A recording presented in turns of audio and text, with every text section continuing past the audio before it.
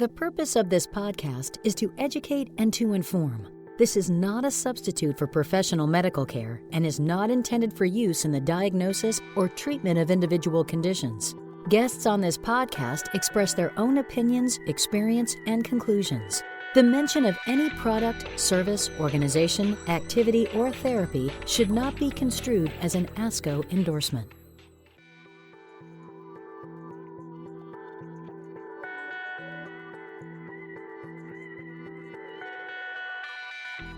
Welcome to the ASCO in Action podcast. This is ASCO's monthly podcast series that aims to explore the policy and practice issues that most impact oncologists, the entire cancer care delivery team, and the individuals we care for, people with cancer. My name is Clifford Hudis, and I am the CEO of ASCO, as well as the host of this ASCO in Action podcast series. Every month, I speak with leaders and experts in oncology about policy and practice issues, and together we explore solutions to the problems that we are seeing. We aim to make this ASCO in Action podcast series a unique forum for dialogue and commentary, and to be a meaningful way for ASCO members and others in the cancer care community to engage with ASCO and learn about the opportunities we have to get involved. For today's podcast, I am really pleased to have as my guest Dr. Melissa Dillman. She is the chair of ASCO's State Affiliate Council and a hematologist oncologist at the Harbin Clinic in Rome, Georgia, as well as a remarkably active ASCO volunteer and contributor.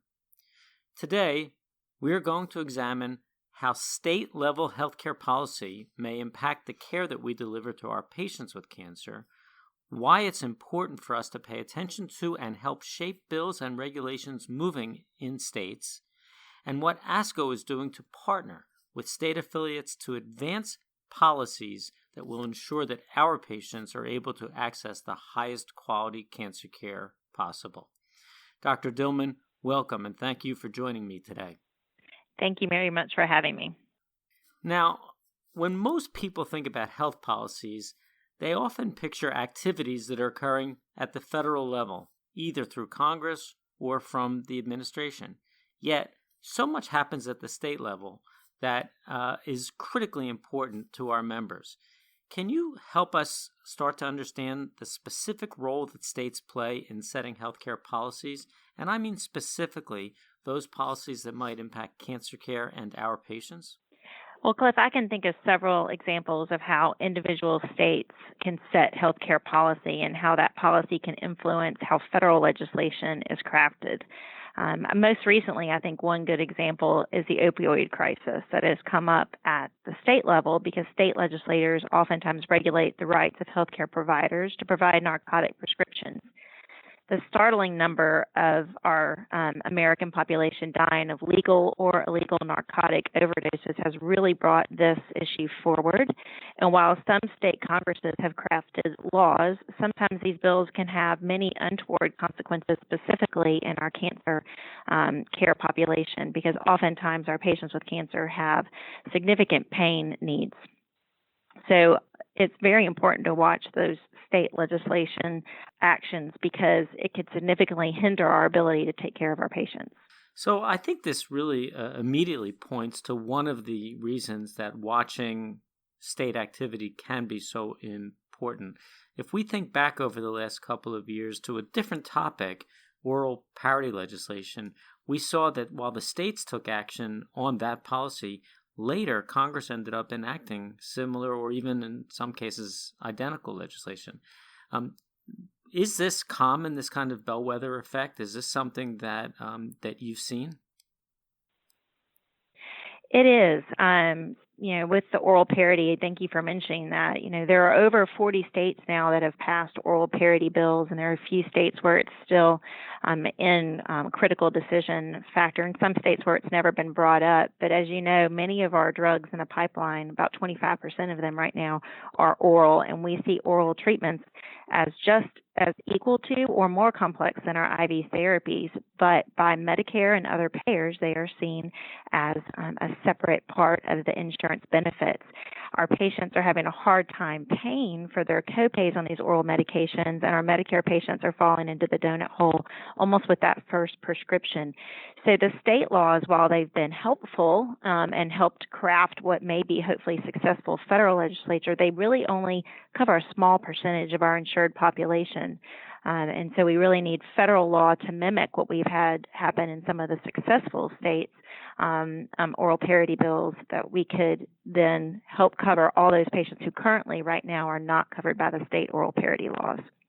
So this is exactly why I brought this up. If we stick with the opioid issue, which you discussed a moment ago, do you think that the states will in fact serve as a laboratory? Do you see a federal level roll-up of some of what the states are offering in terms of legislation? Do you think that's likely to happen at the national level?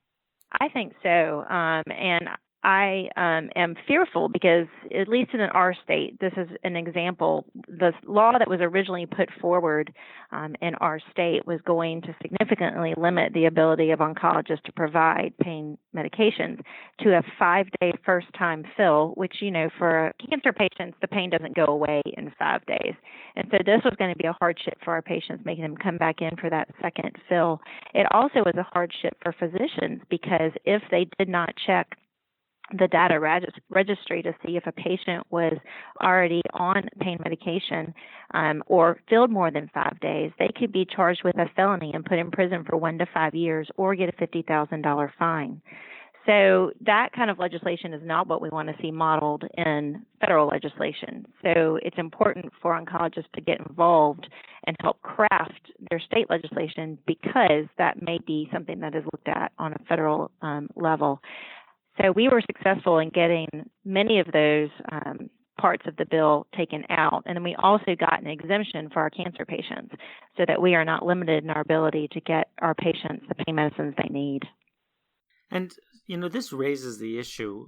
On the one hand, a solution to a widespread problem can be a federal level legislation or regulation. But is there coordination? Do the states tend to consider similar issues and pieces of legislation at the same time so that so that advocacy at the state level can be coordinated? Or do you see it as a more disconnected process right now? Well, fortunately, one of the services that ASCO does provide through the state's affiliate council is the ability for us to talk to other state affiliates about what's going on in their state legislatures. So one of the hottest buzz topics on our listserv is the opioid legislation in different states. So we do look at and share pending legislation and rules and regulations as a regular part of that communication. All right. Well, I understand, at least as we're recording this today, that a number of state legislatures are now in session, and there are a number of cancer-related issues that are being brought forward across those states. Are there other issues that you want to speak briefly about that we should be aware of right now? I have some ideas, but I'm curious what you see bubbling up in the states right now, apart from the opioid issue. Well, one of the issues that has been brought forward by many states is the issue of pharmacy benefit managers, which also, again, kind of reflects back on my comments about the increasing role of oral chemotherapy drugs and the increasing cost of these drugs. So pharmacy benefit managers, there are currently 4 in the country that control 80% of our insured population and are restricting our ability as oncologists to prescribe medication, sometimes changing the dose, sending wrong medications that oftentimes are wasted, and delaying access of patients to very critical drugs that need to be given on a regular schedule. So we have seen multiple states, pharmacy associations, as well as oncologists banding together to work towards state legislation that would inhibit the pharmacy benefit managers from becoming a block between the patient and the physician as to what needs to happen in the treatment process. Beyond that and oral parity, which you've touched on, interestingly, just yesterday in the House here in Washington, the right to try legislation did not go through. How do you think that's going to play out at the state level? Yeah, we have in our state a right to try legislation that has come forward, but we were happy to see that in the legislation that was passed a couple of years ago called the Jimmy Carter bill, that we were able to insert language that stated that the treatment that was being prescribed needed to have some scientific basis and could not be given without previous studies that have shown its efficacy. One of the reasons that ASCO has come out strongly saying that right to try legislation is not always good is because it hinders the ability to perform clinical trials that can advance care in a more logical manner, and we don't want patients being hurt by treatments that are not approved for that indication or may have real untoward side effects. And a couple of other issues. I'm just curious where ASCO and the state affiliates might be engaged on, for example, tobacco 21 or fertility preservation, safe handling, step therapy. These are, I think, a number of topics that are addressed to varying degrees in state legislators. Are any of these particularly resonant at the moment from a state point of view? The tobacco 21 has been mentioned, and there are several states that, like you said, have pending legislation. So that has been something that has been mentioned at the state affiliate council and is actively talked about, and I think on our agenda to discuss this April at our state affiliate council meeting. There are other issues with safe handling that have come up because this is a strong concern, especially for smaller towns and more rural oncology care sites, about the pharmacy rules that are being put into place that may or may not have any evidence in scientific research saying that these measures that they've put in place through the USP provisions actually improve safety and take care of patients. We have had reports from several states that rural sites have had to close down because they cannot keep up with the rules and regulation and the cost of the rules and regulation being enforced by their state pharmacy boards on their infusion centers. So ASCO has, and the State's Affiliates Council has asked for a reasonable approach for these infusion centers to work towards proven safety measures that are appropriate, but with some consideration for the loss of cancer care facilities in some of the more remote areas. So that actually is a nice segue to the broad issue of there being 50 different states. Each one of them has its own priorities, its own processes, and I imagine that state advocacy has to be tailored to each one of these unique circumstances. What are some of the challenges that you see broadly with advocacy at the state level? And what I mean by that is not what's the experience one member might have in Georgia, but rather, how do you see us operationalizing advocacy at the state level, given that there are 50 different states? So that's a very good question. There are multiple challenges that our state affiliates face. One of those is keeping track of pending legislation in the states. It's very hard to keep up with legislators that sometimes do not meet all year round and can have things come up very quickly. So ASCO has created a resource where we can look at pending legislation in our own state that may be of relevance to the ability of our physicians to practice medicine. Also, the funding for advocacy is difficult sometimes. Not all states can afford a lobbyist. Very few actually do have a lobbyist, and some have part-time lobbyists. And so we've also sought to help make best practices available for other states that don't have their own lobbyist. By that I mean model legislation or model policy that ASCO can provide to those states that don't have a lobbyist, so that they can go directly to their own legislator with evidence in hand. And then certainly what you said, geographically, we're a very diverse country. Individually in each state, there's geographic differences, and some people have a difficult time with their busy practices right now getting down to see their state legislator and influencing them. So we recommend that when their legislator is back home in their territory and they know that they have a legislator who is on a key appropriations committee, for instance, or a health and finances committee, that they reach out to them as an oncologist when they're home in their district. So this actually brings up, I think, for our focus right now, the State Affiliate Council.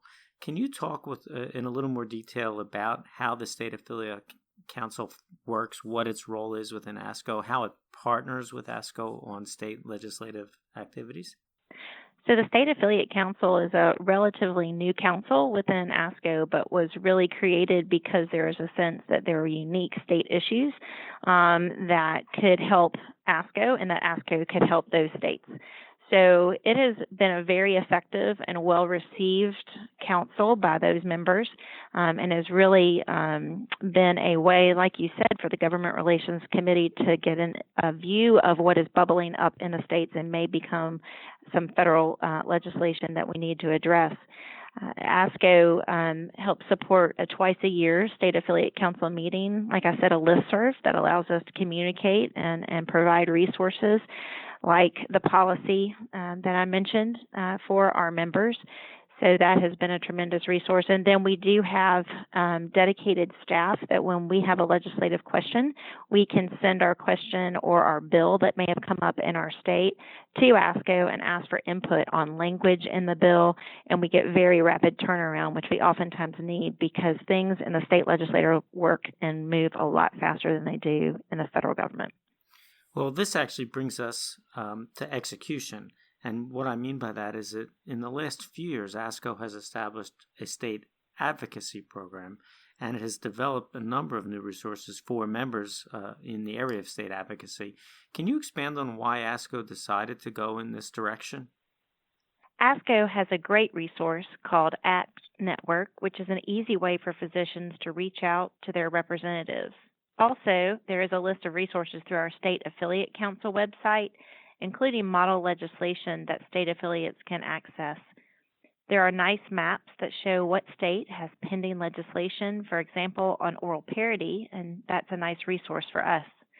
The other resource is just the ability to communicate with our legal representation at ASCO headquarters about how to craft and create or tweak existing bills that are coming forward in our state legislatures. So this is a question that I think answers itself, and you've certainly touched on it already, but I think clarity is helpful.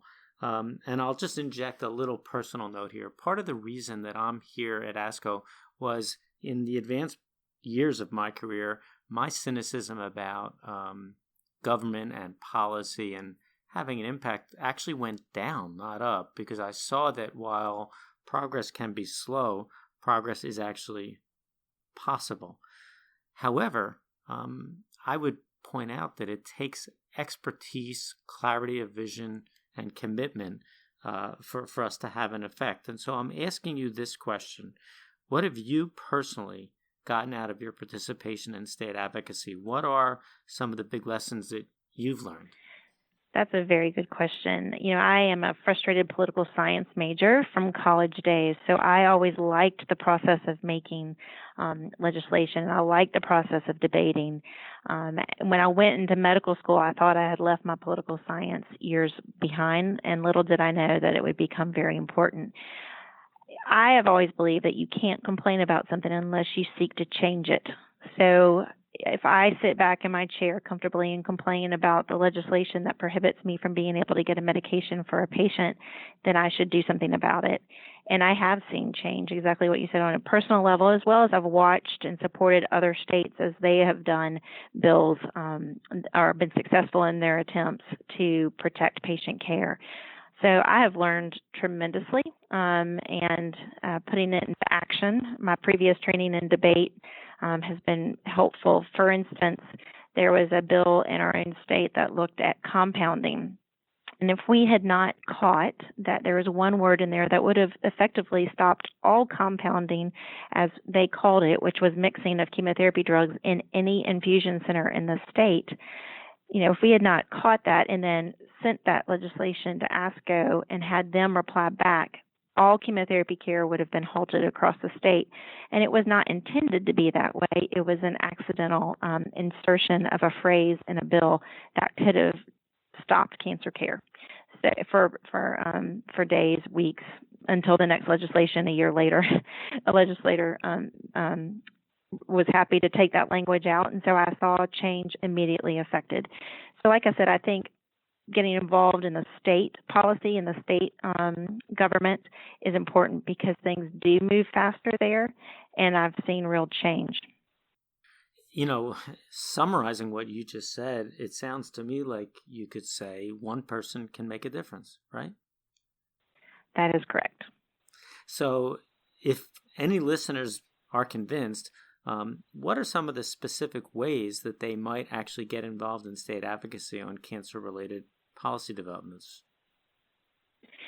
So, as I mentioned, I think finding out who your legislators are that serve on important committees within the state legislature are very important.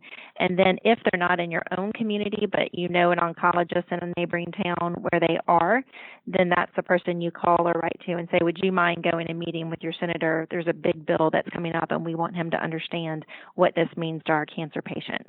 So that's one way to get involved. Another way that's emerging that we need to think about strongly is getting involved with your state Medicaid director. With all the changes to federal health care funding, Medicaid directors are becoming very important, and they have a limited pie that they can use to and continue to fund the care to patients in those states that did and did not expand their Medicaid, and that pie is shrinking. So I think it's really important to get before our state Medicaid directors and tell them the story of why it's important to have a mammogram, why it's important to have a pap smear, why it's important to have a genetic counselor, and what difference this makes. So I think that we need to be active in our Medicaid state policy as well. Well, I can't thank you enough, Dr. Dillman, for joining me for this podcast, taking the time to share your great insights on state advocacy, as well as your overall enthusiasm for high-quality cancer care. It was a pleasure talking with you today. Well, it was a pleasure talking with you as well, and I hope everyone takes this message home and believes that they can make a difference. And for those of you that do want to get involved, and I hope it's a lot of you, I would encourage you to visit asco.org and search for state advocacy. If you go there, you will find content that will allow you to learn much more about the state legislative process, about legislative activity in your state, and it will enable you to send messages directly to your state representatives. So, until next time, I want to thank you for listening to the ASCO in Action podcast.